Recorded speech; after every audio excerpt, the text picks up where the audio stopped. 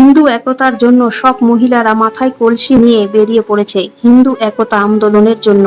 কি হিন্দুরা সাপোর্ট করবেন না? মনে আছে এক সময় আমাদের বাপ দাদাকে, আমাদের পূর্বপুরুষকে বাংলাদেশ থেকে অত্যাচার করে রাতারাতি পালিয়ে আসতে হয়েছিল, কারণ মুসলিমরা তাদেরকে অত্যাচার করে তাড়িয়ে দিয়েছিল।